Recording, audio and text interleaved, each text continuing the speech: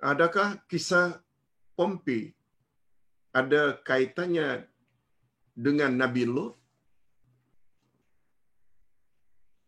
Minta maaf kalau Ustaz tidak ingat.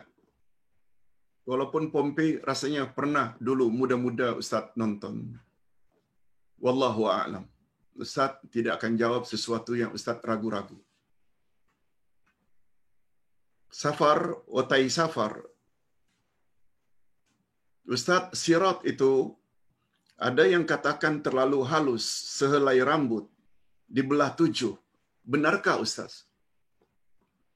Setahu Ustaz tidak ada riwayat yang menyebut perkara itu. Setahu Ustaz tidak ada riwayat yang sahih dari Nabi SAW bahawa siratal mustaqim itu halusnya macam benang dibelah 7. Cuma izinkan Ustaz untuk mencari, kalau ada, Ustaz akan jelaskan esok insya-Allah kalau dapat. Bukan sekarang. Sebab Ustaz tidak pasti. Ustaz hanya akan memberi jawapan terhadap sesuatu yang Ustaz yakin. Salam Ustaz, ini dari Haji Uzair. Saya ingin memohon penjelasan Ustaz dalam hal surah salat berjamaah. Maaf, dalam hal sutra dalam salat berjamaah. Pada pemahaman saya, bila kita salat berjamaah, sutra pada imam. Dan sekiranya imam tidak bersutra, adakah perlu makmum meletakkan sutra untuk dirinya sendiri? Tidak demikian pemahaman yang Ustaz pahami. Sebab hadis menyebut, sebelumnya Ustaz dah jelaskan dulu tentang sutra. Sutra iaitu meletakkan sesuatu di depan seseorang yang sedang salat.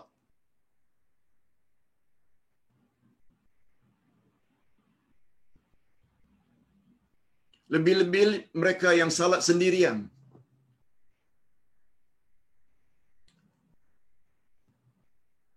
Sebab dalam Islam sangat dilarang kita melalui orang yang sedang salat. Tetapi bila ada sutra, walaupun hanya dalam bentuk remote control atau handphone atau pen, diletakkan sedikit ke depan daripada tempat kita sujud. Sehingga kata para ulama, andai kata kita pakai sajadah yang kita bentang, sajadah yang kita bentang, kita salat di sini, ujung sajadah itu adalah sutra. Orang boleh lalu di hadapan kita. Apalagi di atas sajadah itu kita letak umpamanya kontrol aircon. Lagi bagus.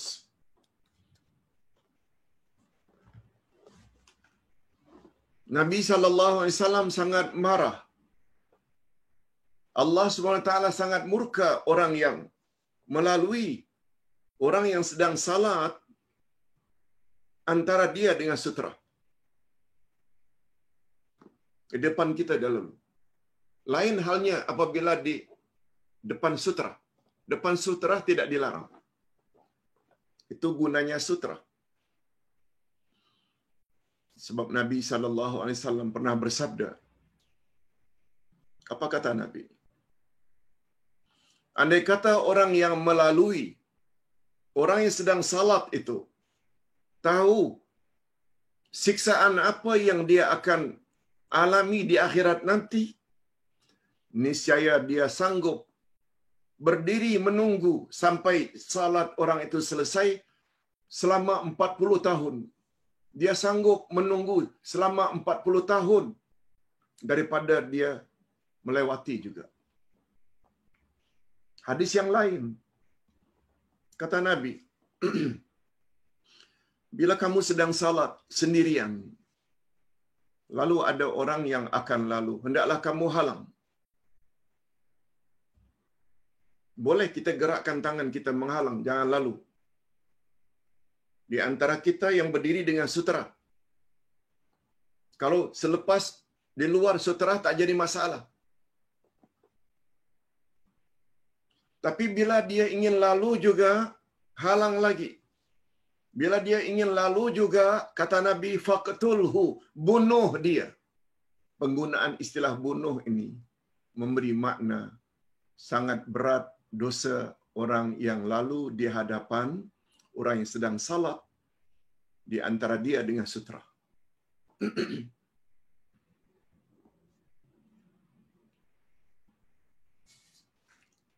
Cuma ada hadis Nabi sallallahu alaihi wasallam.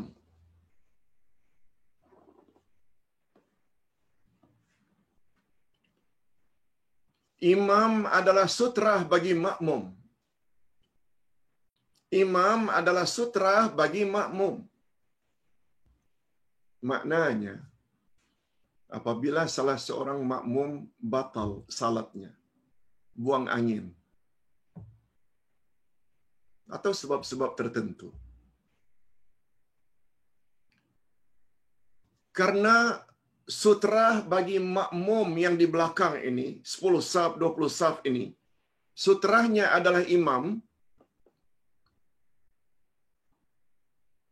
maka orang yang batal daripada saf yang pertama ke, kedua ke, ketiga ke, dia boleh lalu di hadapan rakan-rakannya yang lain. Tak perlulah dia menyelinap, minta jalan, bukan. Dia boleh lalu di hadapan saf itu. Sebab sutera bagi makmum yang berada di belakang, suteranya adalah imam. Bukan maknanya imam itu yang mesti pakai sutera. Bukan imam itu yang perlu pakai sutera. Makna hadis itu macam itu.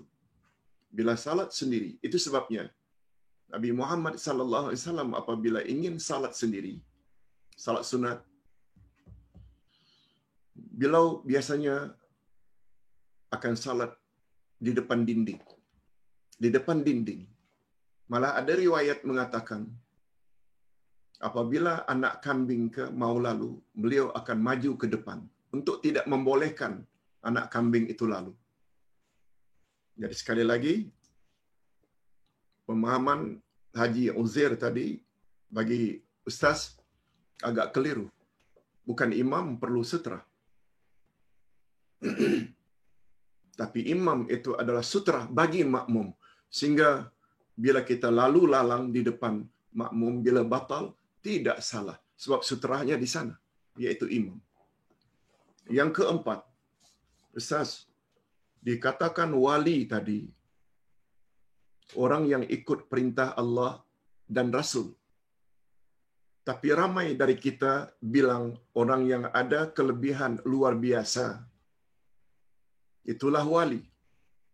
Contoh, tok guru memukul kepala anak muridnya dengan tongkat. Lalu anak muridnya itu jadi pandai.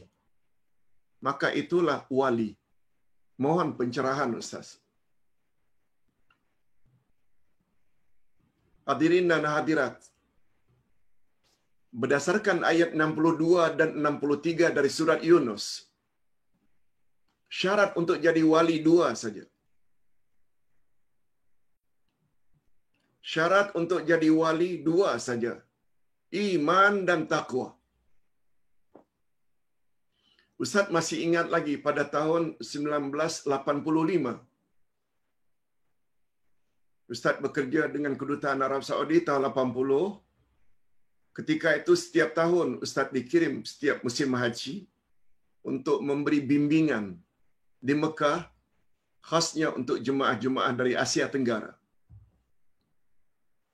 Di sana ada satu kantor, ada satu pejabat untuk kami yang bekerja dengan kerajaan Arab Saudi.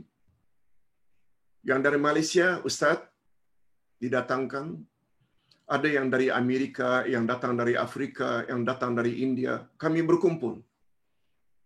Masing-masing tugas kami selain memberi ceramah, juga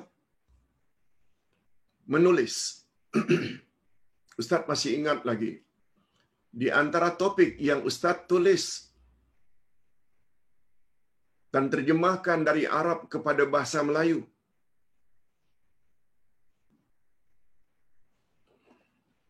bahawa adanya perkara-perkara yang luar biasa, ia bukan syarat untuk jadi wali. Boleh berjalan di atas air, berjalan di dalam hujan tidak basah, tidak terbakar kaki berjalan di atas bara api, boleh terbang, itu bukan syarat untuk jadi wali. Syarat untuk jadi wali dua saja. Amanu, beriman, yattaqun, mereka bertakwa. Walaupun dia tidak ada perkara-perkara luar biasa yang dia lakukan. Oleh sebab itu, Tok Guru bila pukul kepala murid, jadi pintar atau pandai murid itu. Kesan dari keyakinan itu barangkali semua ibu bapa minta supaya kepala anaknya dipukul.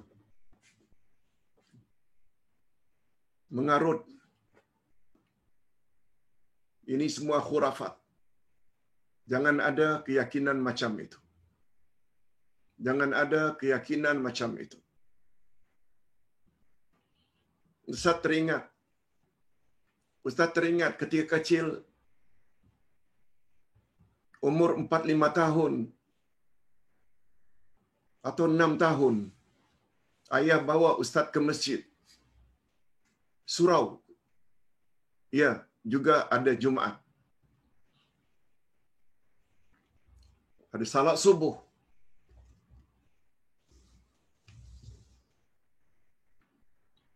Setelah qamat, jemaah semua mula salat. Lalu ayah kedengaran ada sesuatu yang terjatuh dalam kulah. Ada sesuatu yang jatuh dalam kulah. Tahu kulah ya? Besar, tempat ambil uduk, tapi terbuka. Rupanya anaknya begitu kedengaran benda jatuh ke dalam kulah, plung, ayah dah suspek. Oh, jangan-jangan anakku jatuh. Beliau terpaksa batalkan. Dalam Islam, membatalkan salat karena emergensi, apalagi menyangkut nyawa, adalah dibolehkan. Tidak haram. Jadi sikap ayah segera pergi ke belakang cari, rupanya anaknya sudah berada di dalam kulah, sedang terjungap-jungap. Anaknya itulah yang bernama Abdullah Yasin. Sehingga ayah kata, nak, kau jadi begini mungkin kamu terminum air kulah masjid. Allahu Akbar. Jangan percaya itu, tapi begitulah kata orang-orang tua. Ustaz dapat diselamatkan. Hadirin dan hadirat, kita kembali kepada persoalan. Yaitu, untuk menjadi wali Allah, dia tak kira laki-laki ke atau perempuan. Syarat utama untuk menjadi wali Allah dua saja. I, iman, T, taqwa. Begitu dijelaskan oleh Allah di dalam Al-Quran surat Yunus ayat 62-65. 62-63. Adapun penjelasan ulama Ahlu Sunnah wal Jamaah, adapun perkara-perkara luar biasa yang muncul daripada wali-wali Allah, memang boleh Tapi untuk menjadi wali Allah tak semestinya ada kelebihan itu. Itu sebabnya dalam ilmu akidah ada istilah mukjizat. Itu bila perkara luar biasa muncul daripada nabi atau rasul. Tapi bila orang yang tidak bertaraf rasul dapat melakukan perkara luar biasa dengan izin Allah, itu dipanggil karamah, yang bahasa kita keramat. Adapun orang-orang kafir atau orang-orang yang berbuat maksiat dapat melakukan perkara yang luar biasa, itu dinamakan sihir. Sihir termasuk kebal, termasuk dapat begini dan begitu. Bila itu muncul dari orang-orang jahat, dia dipanggil sihir. Wallahu a'lam. Yang kelima, Ustaz, barangan perhiasan dipakai wanita berupa emas, perlukah keluarkan zakat? Bagaimana pula pemiliknya dah meninggalkan dunia? Adakah kena zakat? Berapa hitungan berat timbangannya, Ustaz?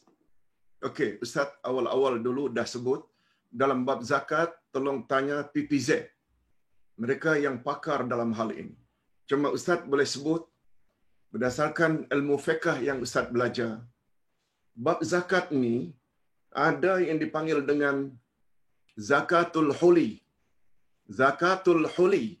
Zakatul huli maknanya zakat barang-barang kemas, perhiasan. Perhiasan kita dipakai ke, disimpan ke, mesti keluarkan zakat. Bila sampai nisabnya. Tentang bilangan itu, Ustaz tidak mau timbul fitnah, takut kesalahan dalam memberi fatwa. Tolong tanya kepada bahagian zakat.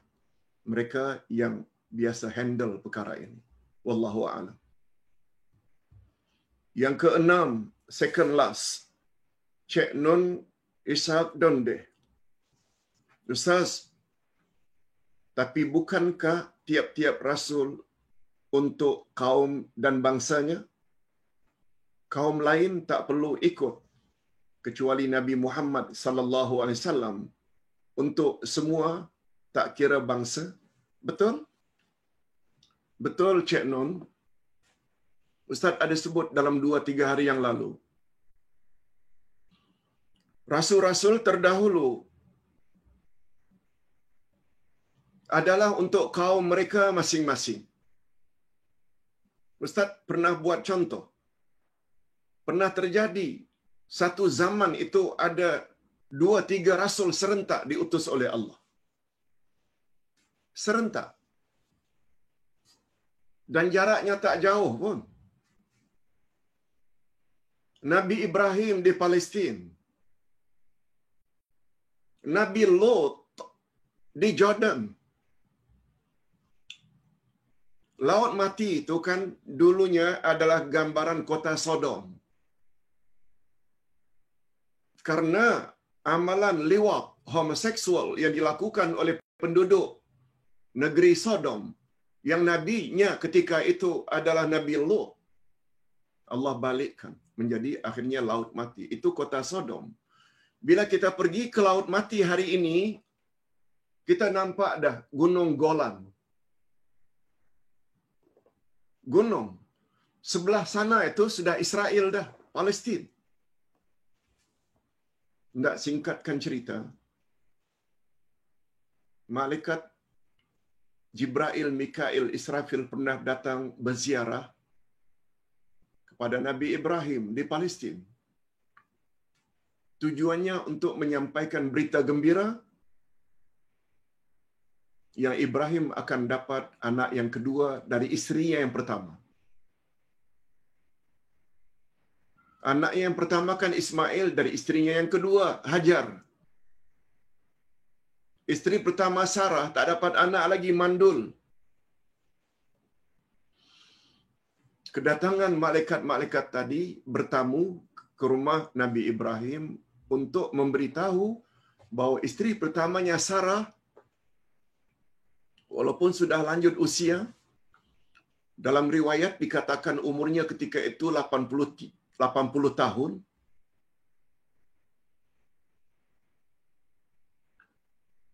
Sampai Nabi Ibrahim begitu diberitahu, kau akan dapat anakmu yang kedua. Lengkap disebut namanya Ishak.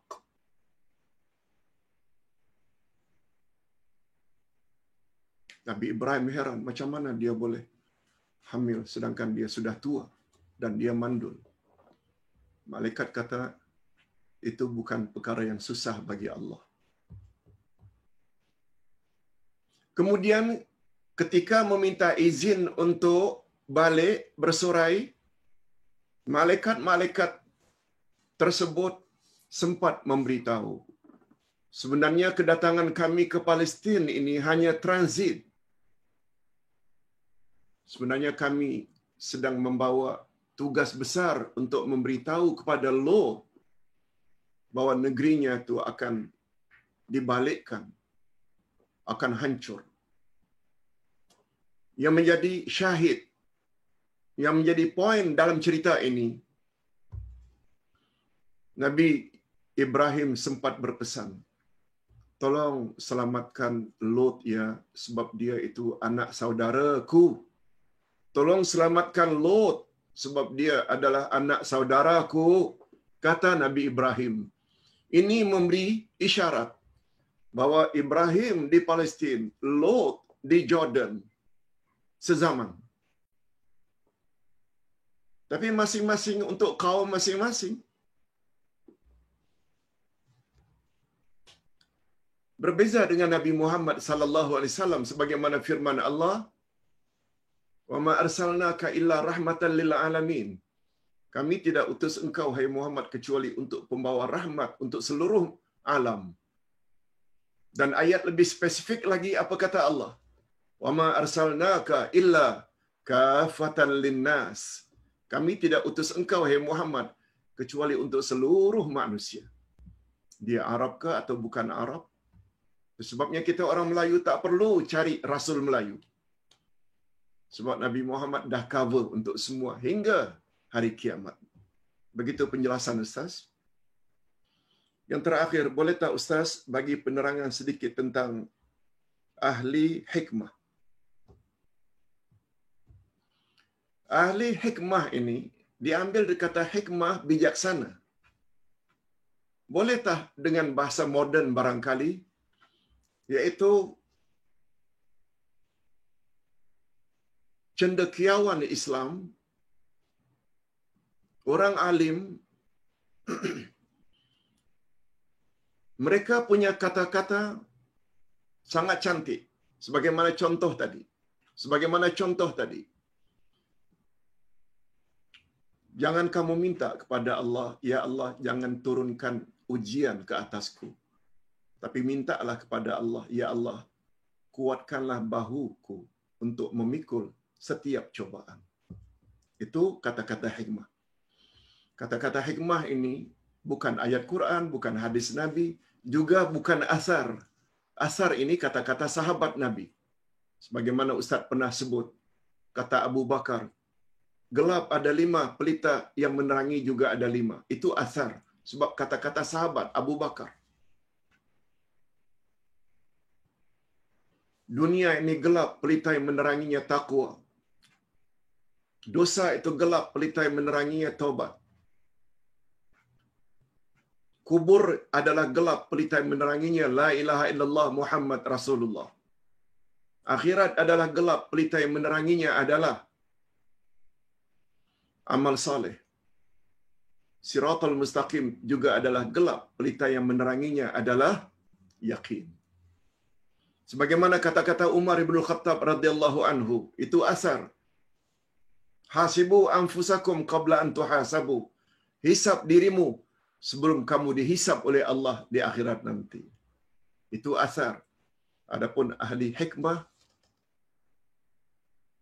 yaitu kata-kata dari cendekiawan Islam, mudahnya para ulama lah yang cerdik pandai, dia susun kata-kata yang indah-indah lalu dapat dijadikan sebagai panduan. Wallahu a'lam. Wallahu a'lam. Ustaz kira cukup sampai di sini dulu, mudah-mudahan ada manfaatnya. Segala yang baik-baik itu datangnya daripada Allah. sedangkan ada silap salah, minta maaf sebab itu dari kekurangan ustaz sendiri. Wabillahi taufik wal hidayah. Wassalamualaikum warahmatullahi wabarakatuh.